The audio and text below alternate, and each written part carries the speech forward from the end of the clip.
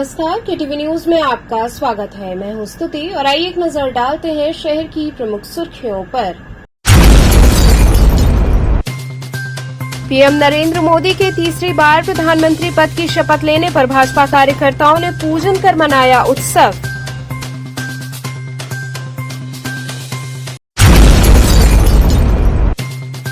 श्री हनुमान प्रसाद पौद्दार अंध विद्यालय में आध्यात्मिक प्रवचन व रसमय संकीर्तन हुआ आयोजित।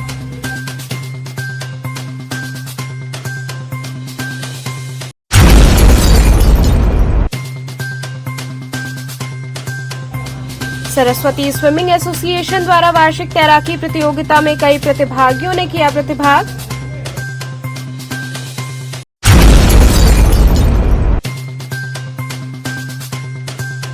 और गंगा में बढ़ता प्रदूषण और घटता जल स्तर बना चिंता का विषय।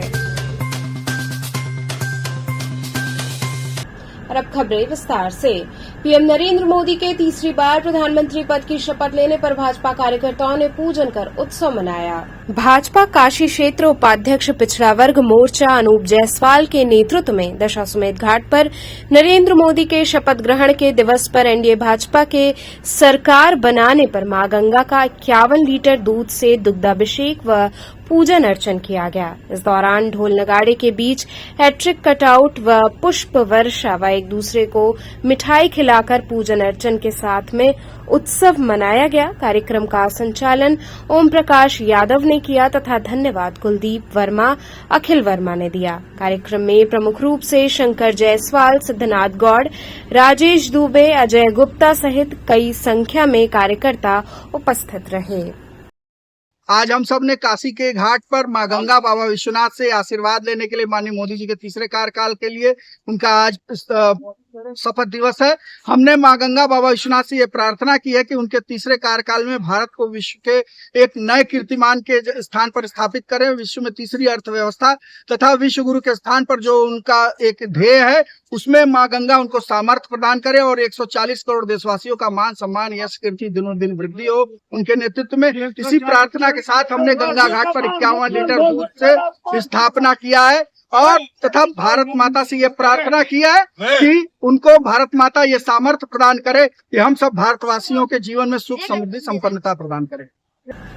श्री हनुमान प्रसाद पौद्दार अंध विद्यालय में आध्यात्मिक प्रवचन व रसमय संकीर्तन का आयोजन हुआ। प्रख्यात संत पंचम मूल जगतगुरु कृपालु महाराज की प्रचारिका धामेश्वरी देवी द्वारा 10 दिवसीय दिव्य आध्यात्मिक प्रवचन एवं रसमय संकीर्तन 7 जून से चल रहा है। दुर्गाकुंड स्थित हनुमान प्रसाद पौद्दार अंध विद्यालय में 17 जून तक नियमित रूप से धामेश्वरी देवी द्वारा आध्यात्मिक प्रवचन दिया जा रहा है। साथ ही मानसिक शांति के लिए रसमय संकीर्तन भी किया जा रहा है। कार्यक्रम प्रतिदिन शाम 6 बजे से 8 बजे तक चल रहा है, जिसमें बड़ी संख्या में श्रद्धालु भाग ले रहे हैं। हमारे काशी नगरी में, बाबा विश्वनाथ की नगरी में राधे नाम का प्रचार हो रहा है। कृपालु जी महाराज विश्व के पंचम मूल जगत गुरु, ओरिजिनल जगत गुरु, कोई गद्दीधारी नहीं। कृपालु जी महाराज तो इनके द्वारा जो राधा कृष्ण भक्ति का प्रचार हुआ है उसी को आगे बढ़ाने के लिए और आज के जो लोग मोबाइल आदि टीवी आदि को बहुत यूज कर रहे हैं, जिसके कारण भ्रष्टाचारी, व्यभिचारी आदि बन रहे हैं, उन लोगों को प्रवचन सुनना चाहिए। कृपालु जी महाराज के प्रवचन सुनने से बहुत लाभ होता है। आप स्वयं 1 महीना कम से कम सुन करके देखें कृपालु जी महाराज को। और यहाँ पर जो प्रवचन चल रहा है काशी वाराणसी नगर में और अंध स्कूल में, आप लोग यहाँ भी प्रवचन सुनने के लिए आए। अभी 9 दिन तक प्रवचन चलेगा, तो आप लोगों से निवेदन है कि ये प्रवचन दर्शन शास्त्र के ऊपर आधारित है। कृपालु जी महाराज को जरूर सुने और यहाँ भी सुनने के लिए आए। और युवा पीढ़ी से भी निवेदन है कि मोबाइल आदि यूज न करें और टीवी आदि से भी दूर रहें। भगवान की भक्ति से ही असली आनंद मिलेगा, असली भक्ति मिलेगी। हम आनंद चाहते हैं और आनंद भगवान और संत के पास है, इसलिए उनके पास जाना बहुत जरूरी है। जो मोबाइल की बात की गई है, इससे जागरूकता के लिए कुछ आप लोगों वो तो किया ही जा रहा है भक्ति का प्रचार प्रसार। जब आप सुनेंगे उन बातों को तो मोबाइल से अपने आप दूरी हो जाएगी।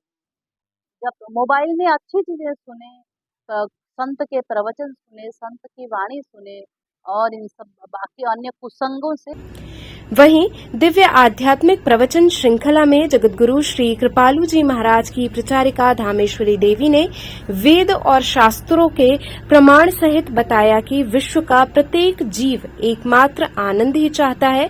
वो आनंद कहाँ है, कैसे मिलेगा, इसी के लिए अनवरत प्रयासरत हैं, क्योंकि जीव ईश्वर का अंश है। प्रत्येक जीव ईश्वर का सनातन अंश होने के कारण अनादिकाल से आनंद की खोज में लगा हुआ है। साथ ही उन्होंने ये भी बताया कि वेद कहते हैं कि विश्व का प्रत्येक जीव आस्तिक है। प्रवचन के अंत में श्री राधा कृष्ण भगवान की भव्य आरती हुई, जिसमें समस्त भक्तगणों ने आध्यात्मिक लाभ लिया। जी इस विश्व के पंचम मूल जगत गुरु श्री कृपालू जी महाराज, आप सब उनको जानते ही होंगे। प्रेम मंदिर वृंदावन का उन्होंने बनवाया और कुंडा में भी भक्ति मंदिर। तो उन्हीं की प्रचारिका हैं जो बचपन से ही श्री महाराज जी के साथ रहे। सनातन वैदिक धर्म ज्ञान पूरा अर्जित किया, हमारे वेद शास्त्रों का अध्ययन किया महाराज जी के साथ। तो 11 दिन की प्रवचन श्रृंखला है और ये आज उसका दूसरा दिन है, जिसमें दीदी जी संपूर्ण सनातन वैदिक ज्ञान का के बारे में प्रवचन है। हाँ, जो ये प्रवचन चल रहा है 11 दिवसीय, जी, क्या लाभ मिलेगा काशी के लोगों को और आम जनता को? जी ये बहुत ज़्यादा लाभ मिलेगा। उसका कारण ये है कि असल में हमारे सनातन वैदिक धर्म में असल में है क्या, हमारा ज्ञान है क्या, सनातन वैदिक धर्म असली में है क्या, ये बहुत सारे लोग नहीं जानते। मतलब ठीक है, लोग कथा सुनते हैं, इधर उधर जाते हैं या बहुत सारे और रिचुअल्स में फंसे रहते हैं या करते हैं, लेकिन असली में तत्व ज्ञान है क्या, हमारा लक्ष्य क्या है, हम कौन हैं, ईश्वर से हमारा क्या संबंध है, ईश्वर हमें कैसे प्राप्त होगा, उसके अलग अलग मार्ग क्या हैं, उसमें से श्रेष्ठ मार्ग कौन सा है, मानव देह सर्वोच्च क्यों माना गया है, ऐसे तमाम बहुत सारे गूढ़ विषय हैं जिस पे हम लोग थोड़ा मोड़ा जानते तो हैं लेकिन उसको अच्छे से गहराई से नहीं समझते।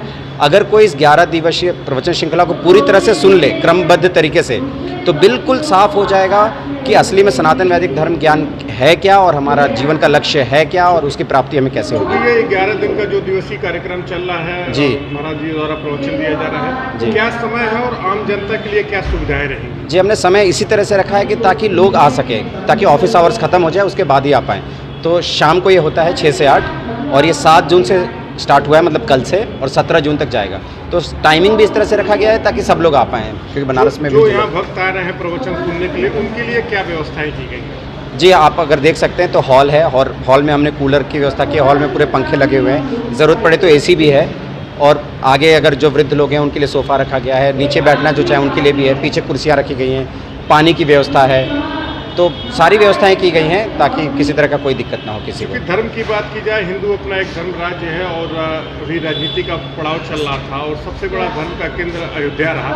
अयोध्या से एक सीट भाजपा हार गई, जिन्होंने राम मंदिर का निर्माण कराया। इस संदर्भ में क्या कहना चाहिए? जी वो विषय एकदम ही अलग है और यहाँ पे जिन विषयों को कवर किया जा रहा है एकदम अलग है। वो की बात कर रहे हैं तो सनातन में राम जी भी आते हैं। बिल्कुल राम जी आते हैं, इसलिए बोल रहा हूँ अगर हम लोग इस प्रवचन को सुनेंगे 11 दिन तो ये सारी चीज़ें क्लियर हो जाएंगी।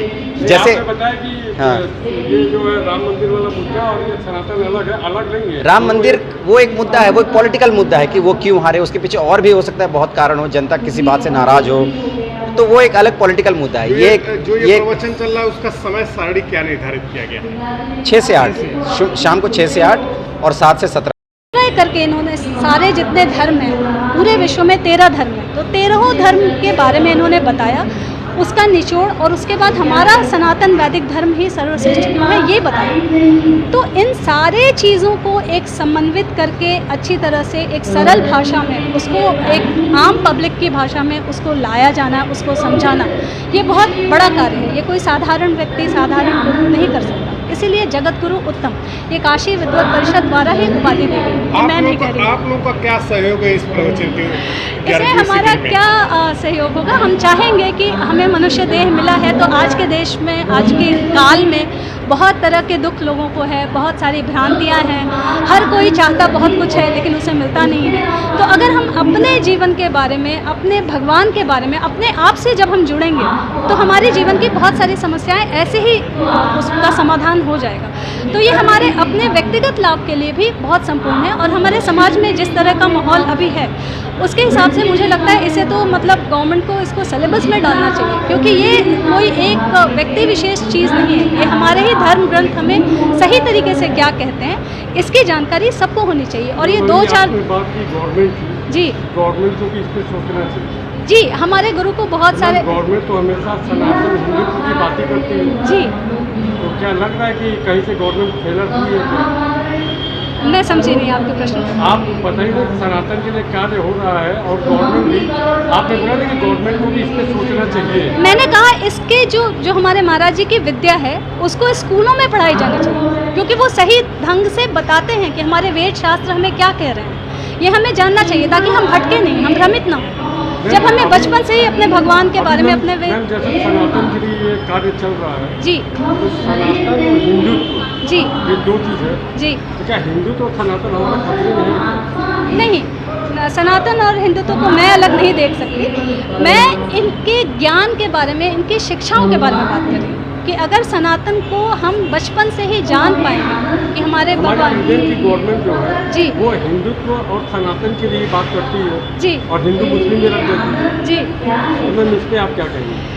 मैंने जैसा कहा हमारे जो गुरुदेव हैं वो निखिल दर्शन समन्वयाचार्य हैं, तो उन्होंने समस्त ग्रंथों को, समस्त शास्त्रों को, समस्त दर्शनों को समन्वय करके एक मत करके बताया है। उन्होंने कभी भी किसी धर्म के बारे में, किसी भी व्यक्ति विशेष के बारे में, संप्रदाय के बारे में गलत नहीं बोला। उन्होंने तो मुस्लिम्स के बारे में जी गवर्नमेंट सरकार नहीं, हम अपने गुरु की बात कर रहे हैं। तो उन्होंने जो आपने कहा मुस्लिम समुदाय, गुरु की मुस्लिम के भी बहुत सारे, मैं अपनी बात हो तो मैं बस अंतिम प्रश्न आपसे पूछता हूँ, सनातन की परिभाषा क्या है? सनातन की परिभाषा मेरे हिसाब किसको से, आप सनातन मानते हैं? मेरे हिसाब से सनातन की परिभाषा है कृष्ण प्रेम। जो भगवान कृष्ण से प्रेम करे, राधा से प्रेम करे, मानव जन कल्याण के बारे में सोचे। जैसे हमारे जो उद्देश्य है कि हम खुद के बारे में नहीं बल्कि जन कल्याण के बारे में भी सोच सकें। जैसे हमारे फ्री के हॉस्पिटल चलते हैं जी, संपूर्ण विश्व में भगवान एक ही है जी, यहाँ तो राम और कृष्ण, आप कह रहे हैं कृष्ण, अब ये सरकार के लिए राम, जो कि राम का निर्माण किया है, मतलब 2 जगह बढ़ गया कि नहीं? नहीं बता, वही मैं कह रही हूँ। निखिल दर्शन समन्वयाचार्य, आपको भी आवश्यकता है, आप सुनिए। जब आप महाराज जी को सुनेंगे तो आपको समझ में आएगा कि कृष्ण और राम एक हैं।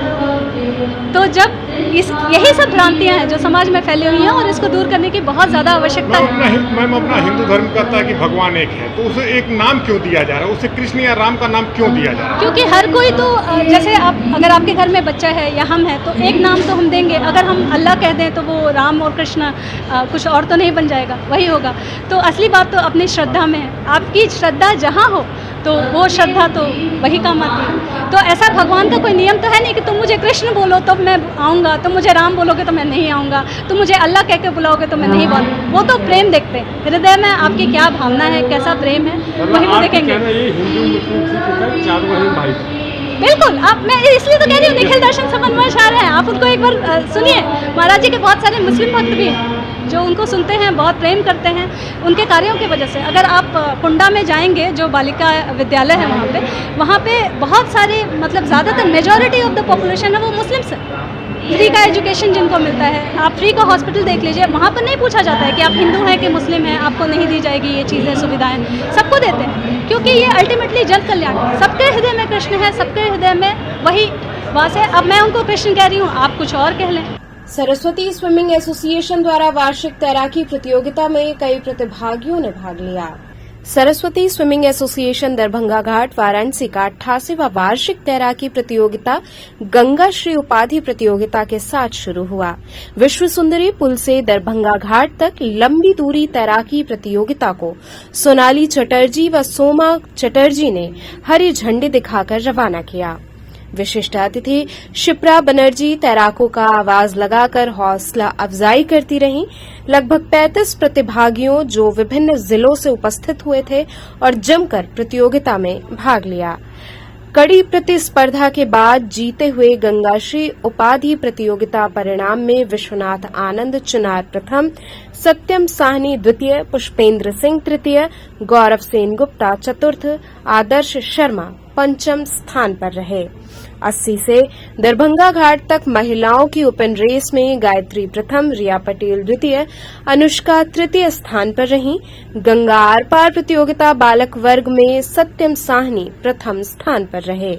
महिलाओं की गंगा आर पार प्रतियोगिता में खुशी पटेल प्रथम स्थान पर रहीं।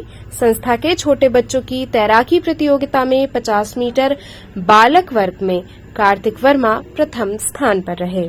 आयोजन में भोला चटर्जी, नारायण चटर्जी, विजय शाह, अजीत पटेल, किसलय रॉय चौधरी, वीरेश्वर भट्टाचार्य आदि का पूर्ण सहयोग रहा। पटेल के नाम नोट करने को तैयार है। बहुत बढ़िया, स्वागत करिए बच्चों का।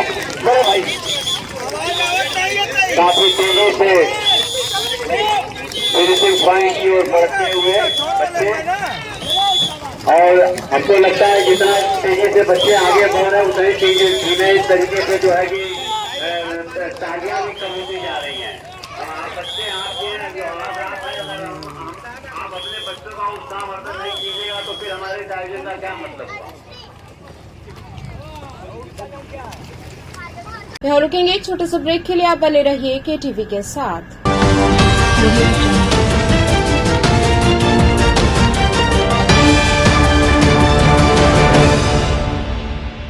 खबरों से जुड़े रहने के लिए हमारे चैनल केटीवी वाराणसी को सब्सक्राइब करें और लेटेस्ट अपडेट्स के लिए बेल आइकन को प्रेस करें।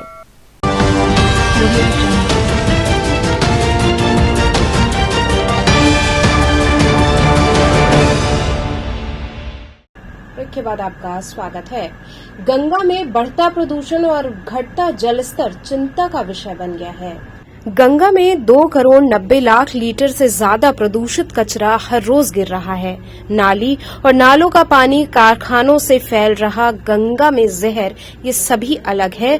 कई वैज्ञानिकों के अनुसार गंगा का पानी फसलों की सिंचाई करने के योग्य भी नहीं है। फिर भी पूरे देश में गंगा का जल बेचा जाता है। गंगा, गोदावरी, नर्मदा समेत देश की 12 प्रमुख नदियों में पानी पिछले साल की तुलना में कम है।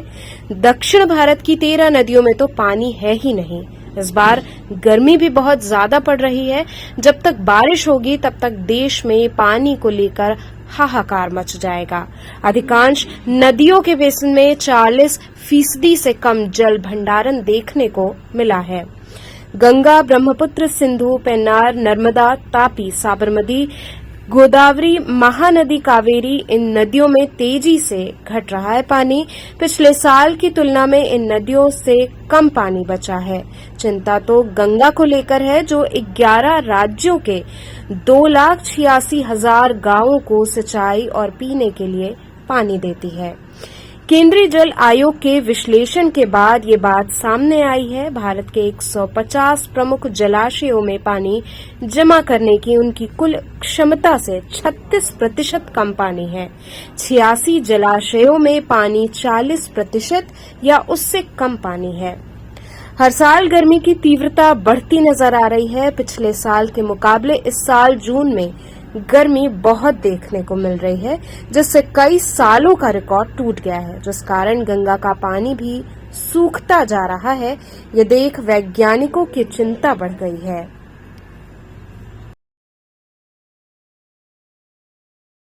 गंगा घट रही है, इस पे आपका क्या कहना है? गंगा घट रही है सर, देखो इस बार तो क्या है कि गर्मी बहुत तेज पड़ रही है, इस वजह से क्या पानी घट रहा है। और दूसरा क्या है कि यहाँ पे सर आसपास में यानी कि जो फैक्ट्रियाँ है पूरी गंगा नदी के किनारे वगैरह, जो भी गंदा जल है पूरा नदी में समाहित हो रहा है, इस वजह से पूरी नदी गंदी हो रही है।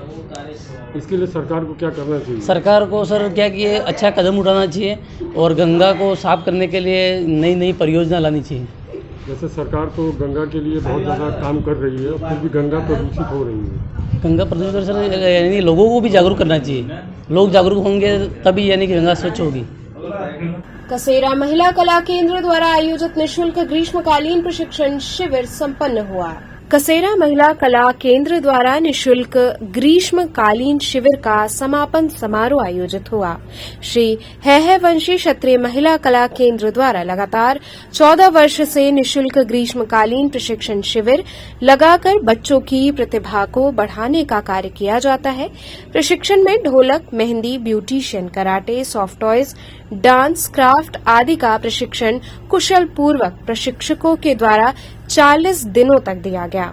समापन समारोह कार्यक्रम में मुख्य अतिथि Banaras brass merchant association Shri Haihavanshi Kshatriya Kasera Mahasabha के महामंत्री मनोज सिंह कसेरा के करकमलों द्वारा संपन्न हुआ, जिसमें राम नारायण, अरुण, अशोक वर्मा, महिला कला केंद्र की सदस्य सरिता, राम, शिवानी इत्यादि लोग शामिल हुए।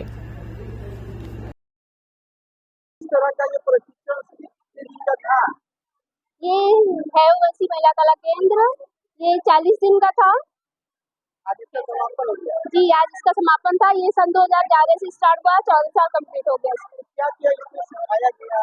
इसमें सिलाई, mehndi, painting, craft, pot, ceramic work, hairdo, dholak, mehndi, सिलाई, डांस। जी ये तो बच्चे बता सकते हैं, फिर भी हम कहेंगे आज के बच्चे जो पहले मैंने सिखा चुका है, इस टाइम बच्चे बहुत प्रोग्रेस कर रहे हैं। और जैसा कि हमें लगता है कि हैंडवर्क चीज आगे बहुत, हर बच्चे जरूरी नहीं कि पढ़ ले, हैंडवर्क के माध्यम से भी बच्चे आगे बढ़ सकते हैं। जी बिल्कुल, सम्मानित भी किया गया, प्रमाण पत्र भी मिला है। तो चलते चलते पुनः एक नजर डालते हैं शहर की प्रमुख सुर्खियों पर। पीएम नरेंद्र मोदी के तीसरी बार प्रधानमंत्री पद की शपथ लेने पर भाजपा कार्यकर्ताओं ने पूजन कर मनाया उत्सव।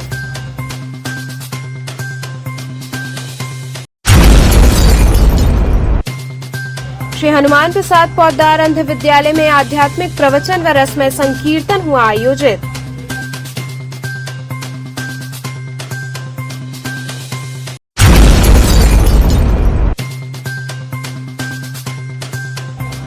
सरस्वती स्विमिंग एसोसिएशन द्वारा वार्षिक तैराकी प्रतियोगिता में कई प्रतिभागियों ने किया प्रतिभाग।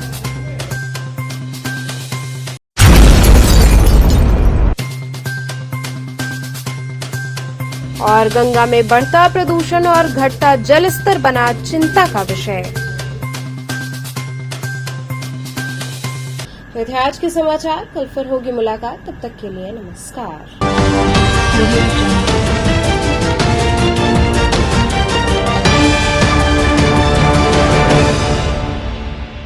खबरों से जुड़े रहने के लिए हमारे चैनल KTV वाराणसी को सब्सक्राइब करें और लेटेस्ट अपडेट्स के लिए बेल आइकन को प्रेस करें।